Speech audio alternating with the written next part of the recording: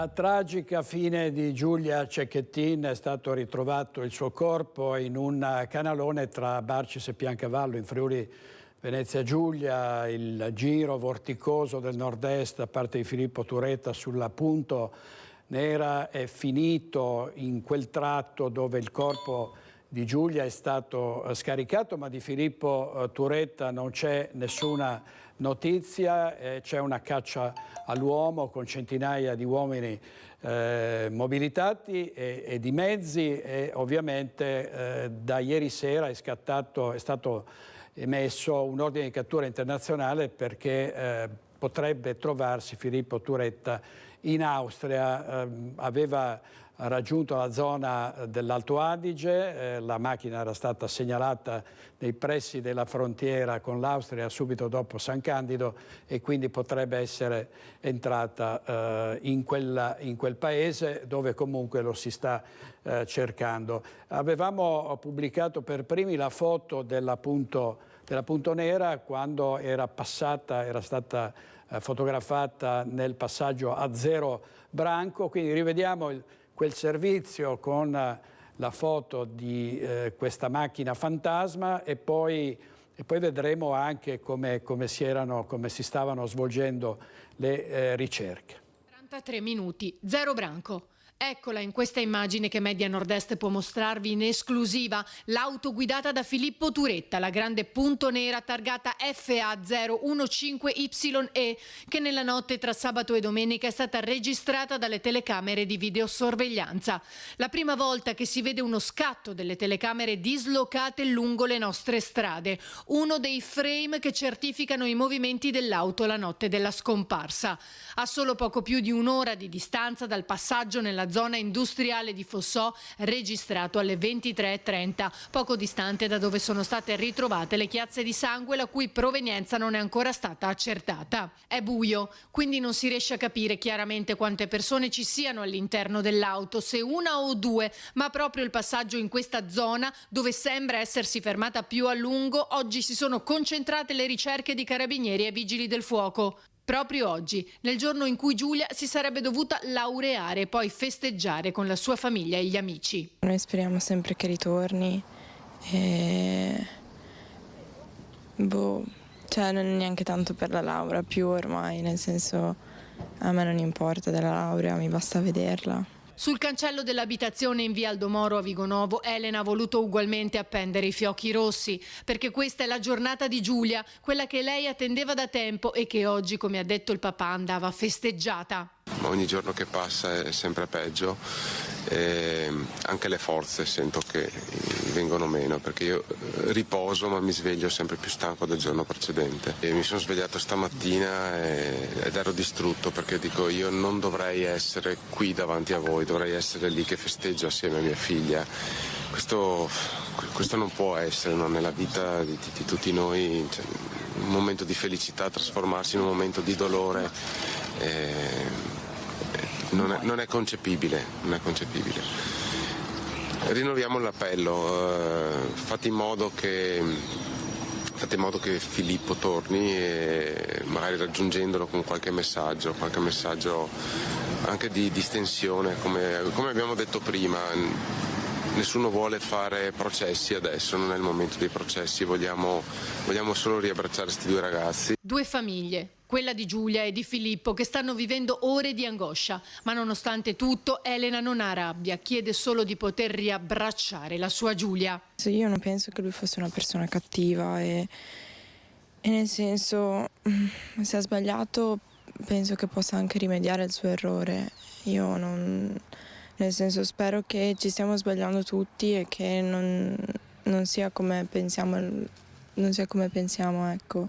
L'odio non è per sempre comunque e io sono convinta che odiare non porti da nessuna parte.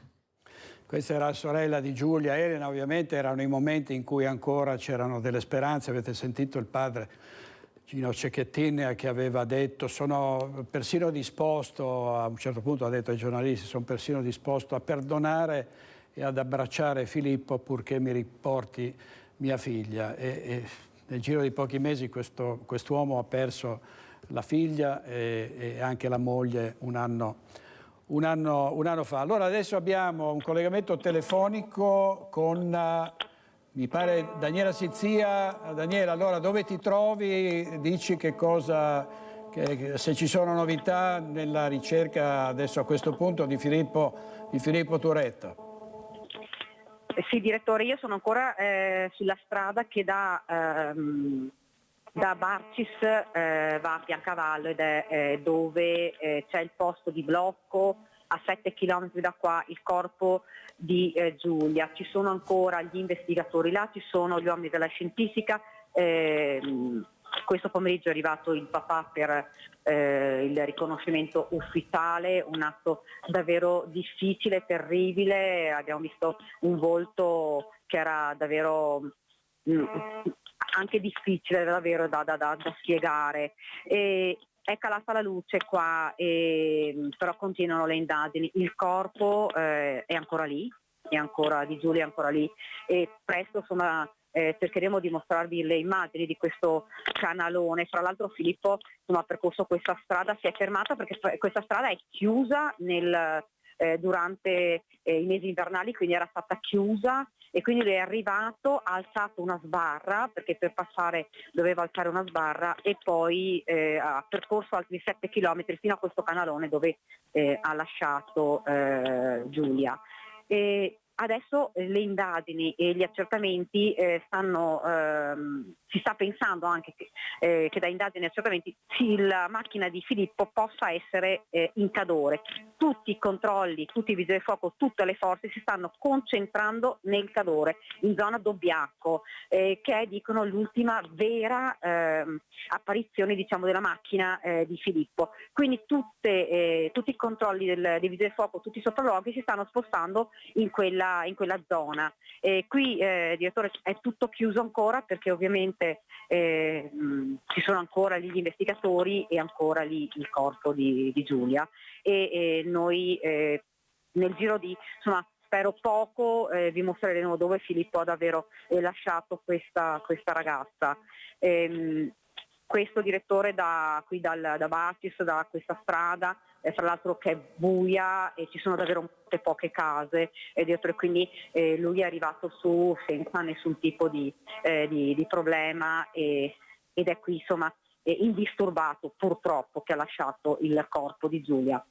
Direttore, io spero di potermi ricollegare prestissimo per farvi vedere le immagini di questo canalone.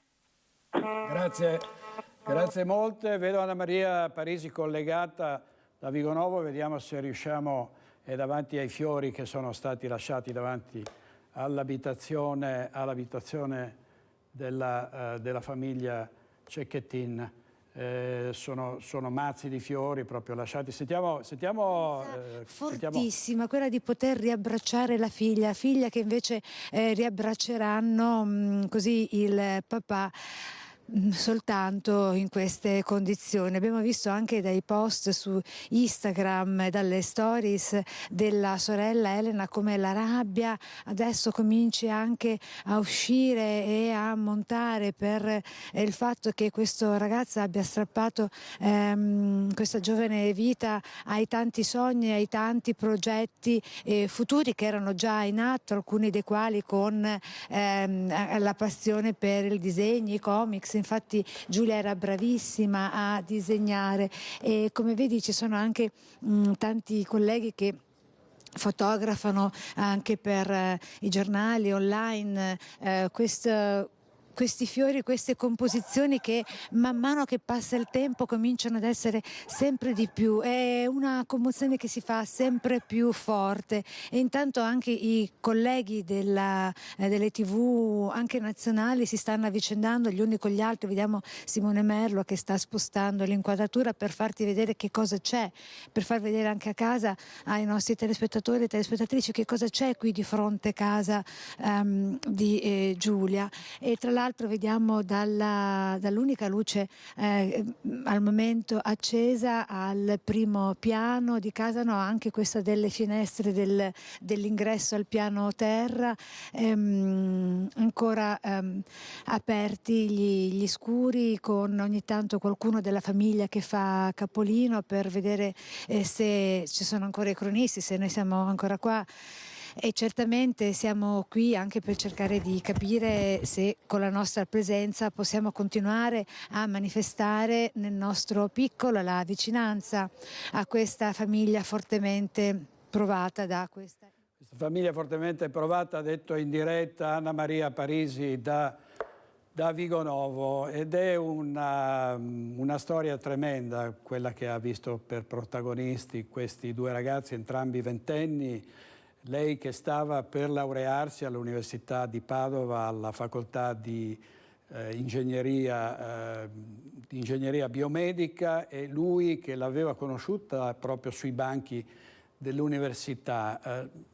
Giulia avrebbe dovuto laurearsi 2 giorni fa, purtroppo il suo ex fidanzato gliel'ha impedito. È stata una scelta cinica, crudele, quella di impedire a questa ventenne che sognava di laurearsi, che aveva studiato, si era sacrificata insieme alla sua famiglia per raggiungere l'obiettivo. È stata una scelta crudele quella di impedirle di arrivare all'obiettivo. Anche lui avrebbe dovuto laurearsi, era indietro di qualche esame, probabilmente era geloso del fatto che Giulia si sarebbe laureata in anticipo, e quindi ha scelto addirittura di toglierle la vita, e questo denota una mente che non si può non definire malata, se non altro in questa fase della sua vita. Era caduto in depressione Filippo Turetta, non sopportava l'idea di non poter più vedere quella ragazza che tanto amava, ma amava con un sentimento alterato, cioè di grande possessività, di ostinazione nel volerla comunque gestire, nel impartirle comunque degli ordini, nel sollecitarla a riprendere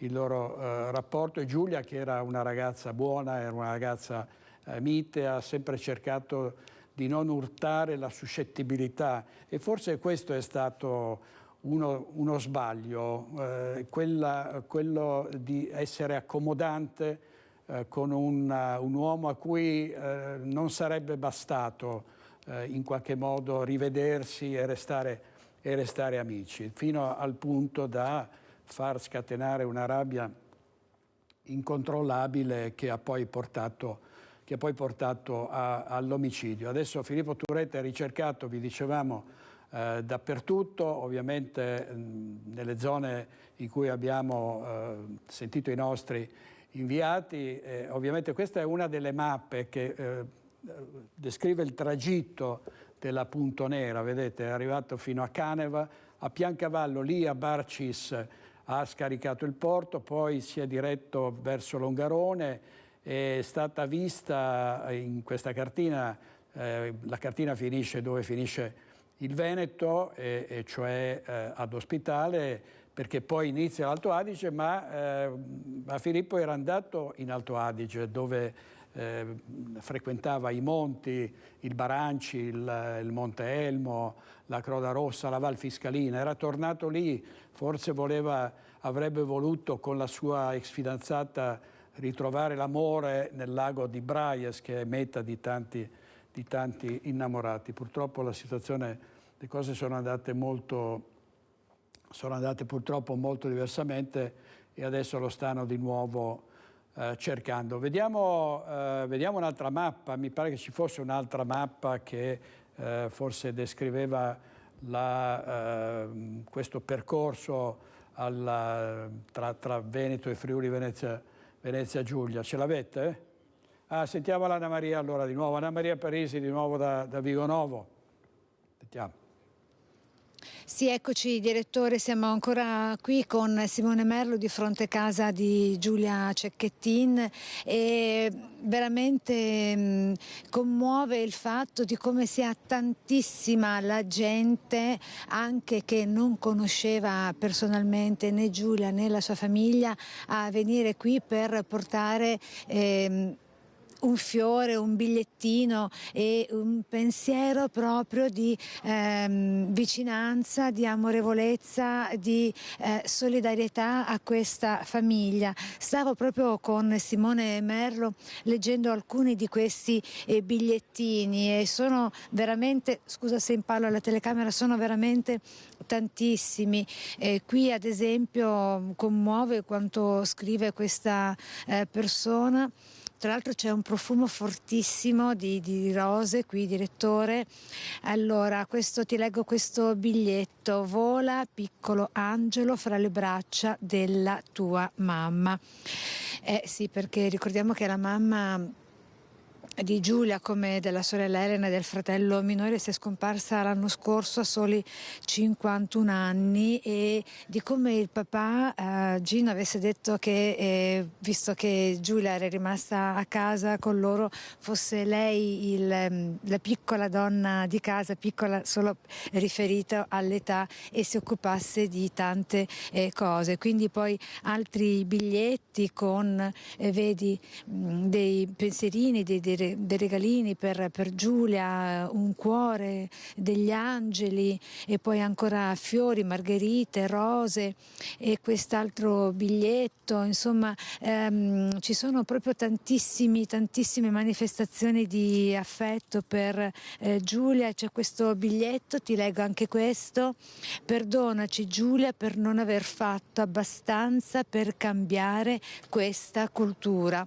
Ecco, e quindi guarda, te lo finisco di leggere. Sei e sarai per sempre nei nostri pensieri, mentre continueremo a lottare forte. E una farfalla per dirle vola, vola vicino alla tua mamma.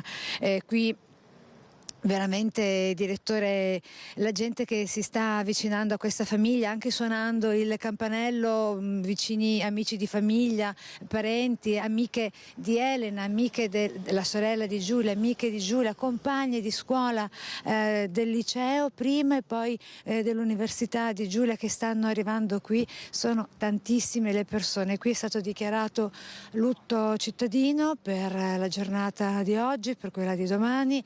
Domani ci sarà a partire dalle 19 sempre qui a Vigonovo una fiaccolata in ricordo di Giulia, e poco fa siamo andate con Simone, siamo andati un momento a prendere un po' di ristoro con un caffè al bar qui vicino e parlando con il titolare del bar, Christian, tra l'altro un ex militare dell'Americo Vespucci, ci diceva di come ieri avesse visto il padre di Giulia, Gino, che appunto si è recato un attimo al bar per un momento a sua volta di ristoro e si fossero commossi entrambi, con l'uno che ha abbracciato l'altro senza neanche proferire parola, soltanto guardandosi negli occhi. Insomma, sono racconti che toccano davvero il cuore di tutti quanti noi, pensando, come ha detto una delle intervistate, prima una delle donne della comunità che aveva raccontato di come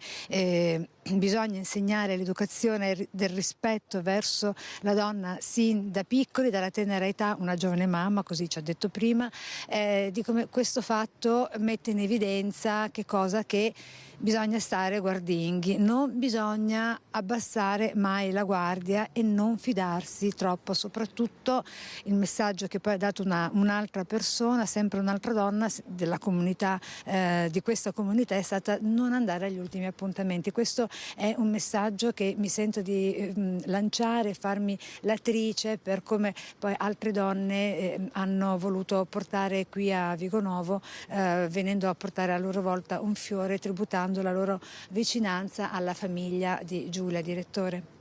Grazie Anna Maria, hai fatto bene a renderti l'attrice di questi appelli, spesso inascoltati, spesso anche difficilmente realizzabili, perché poi ci si trova, dipende da tante situazioni. Sono persone che appaiono a volte proprio innocue, che non sembra possano fare male ad una mosca, non torce un capello a nessuno, ha detto il padre di Filippo. Poi abbiamo visto invece che cosa è stato capace di fare. È vero che alla minima prepotenza, alla minima mancanza di rispetto, una donna dovrebbe subito allertarsi e capire se effettivamente si tratta di una persona violenta o non violenta, ecco, mettiamola così, anche se è molto difficile distinguere tra... Direttore, posso dirti una cosa? Sì, sì. Sì, ecco, è un altro fattore che hanno messo in evidenza alcune delle persone che sono venute qui proprio per manifestare il loro grande amore verso questa famiglia, dicendo poteva capitare a chiunque di noi, e ti assicuro che mi vengono i brividi solo a raccontartelo, per come abbiamo raccolto con Simone Merlo e con Francesca Pezza queste testimonianze poco fa. Ecco, è stato messo in evidenza da più parti di come questo fatto sia il risultato, questo fatto di cronaca sia stato diverso rispetto a quelli più o meno fotocopia di tanti altri, permettimi un po' il termine, omicidi, suicidi, ma in questo caso si parla di omicidio perché di Filippo non si sa ancora nulla, anzi sembra che sia ancora in vita, considerato l'appello del procuratore capo Cherchi. Ecco, vediamo un'altra persona che sta venendo a portare fiori alla famiglia. Buonasera, siamo in diretta con Media Nord-Est e Rete Veneta. Lei Buonasera è a un amico tutti. di famiglia, è venuto qui per... Io risiedo in zona e siamo ovviamente come tutti noi molto toccati, perché dinanzi a eventi di questo tipo è difficile non prestare un'attenzione. È un momento difficile per tutti i familiari e penso che tutta la comunità, sicuramente tutta la comunità è vicina a tutti loro, e ovviamente non possono esserci neanche tante parole per poter esprimere un concetto a riguardo, se non la vicinanza a tutti, questo sì, assolutamente. E quindi ha voluto manifestarla proprio concretamente portando Sì. dei fiori bianchi. Come mai questa scelta? Perché è un colore candido, come non la conoscevo, però sicuramente la persona in questione, è il colore che rappresenta la purezza, perché questo dobbiamo avere un ricordo di questa persona, che dire. Perché senza scendere nella retorica è da dire che appunto ha colpito il fatto che la purezza di questa ragazza l'abbia portata nell'estrema fiducia verso l'altro e nell'aiuto verso l'altro alle conseguenze che abbiamo purtroppo testimoniato. Siamo stati ragazzi tutti noi abbiamo vissuto situazioni particolari, fanno parte della nostra esistenza, della nostra vita. E quando pensi, io ho 43 anni, quando pensi a un evento del genere che capita a persone poco più che ventenni, con tutto il percorso che poi hanno davanti a sé e che viene interrotto per motivi così inspiegabili, non c'è nessun altro colore se non il bianco che vada a rappresentare la situazione. Grazie, come si chiama lei? Io mi chiamo David. David, ecco, una sola cosa volevo aggiungere anche con te, direttore. Si stava commentando col direttore in velocità di come questa storia abbia colpito veramente tutta Italia, perché ha tenuto tutti col fiato sospeso e ha fatto specie anche che ci sia stata questa scomparsa perpetrata per così tanto tempo, e la forza di questa famiglia, con una speranza indomita, mi viene da dire, ha dato forza anche a tutti quanti noi. Abbiamo sperato e fatto il tifo fino alla fine, credendo e volendo credere e sperando che Giulia tornasse tra noi. Tra noi, assolutamente sì, era la speranza. Io ho 2 bambini, era impossibile al bambino più grande, che ha 9 anni, tenere nascoste le news che tutti i giorni costantemente arrivavano, e oggi pomeriggio infatti hanno fatto anche una partita di calcio, ma tutti i bambini erano veramente, li vedevi assorbiti da un qualcos'altro, e senza entrare nei dettagli si capiva che era questo, e perché poi noi parlavamo tra genitori. E sì, speravamo in un epilogo sereno, però da adulti ci immaginavamo già che da stare allegri e sereni forse c'era già poco. Come si spiega a un bambino di 9 anni che cosa è successo? Come ha spiegato questo fatto a suo figlio, da genitore? Noi da genitori abbiamo sicuramente l'abbiamo investita in termini di ottimismo. Abbiamo detto al nostro bambino che sarà stato un allontanamento tra innamorati, però poi quando arrivano le news il bambino si spiega semplicemente che sono cose che non devono succedere, assolutamente non devono succedere, e che perché nel loro futuro questo non avvenga bisogna far fede su valori importanti dove fondare la propria esistenza. E grazie a voi. Grazie Grazie per il tempo che ci ha dedicato, Grazie grazie. a voi. Ecco, direttore, hai sentito, hai visto come tanta gente, così come Davis, continui incessantemente a venire qui in una processione tra dolore, amore, tormento, disperazione e rassegnazione per quanto accaduto. Grazie Anna Maria, grazie molte. Davvero a te, a tutti i tecnici, a tutti i nostri inviati nelle province in cui quest'uomo è comparso e poi sparito, fino al ritrovamento oggi di Giulia nella zona Barcì, scaricata come un sacco della spazzatura in un canalone. Vediamo un breve video di Lucio Zanato dalla zona del ritrovamento del corpo. Sentiamo. Siamo a poche centinaia di metri da dove è stata ritrovata Giulia. Stiamo cercando di vedere se ci permettono di poter entrare per poter fare le immagini per tutti. Questo è il momento forse più difficile. Abbiamo compiuto più di 6 chilometri in macchina per raggiungere fino a qua. Un posto è impervio. Posto impervio, insomma, quella è la zona in cui è stata trovata Giulia Cecchettin, uccisa nel fiore dei suoi anni. Andiamo, un breve stacco di un paio di minuti e torniamo con voi.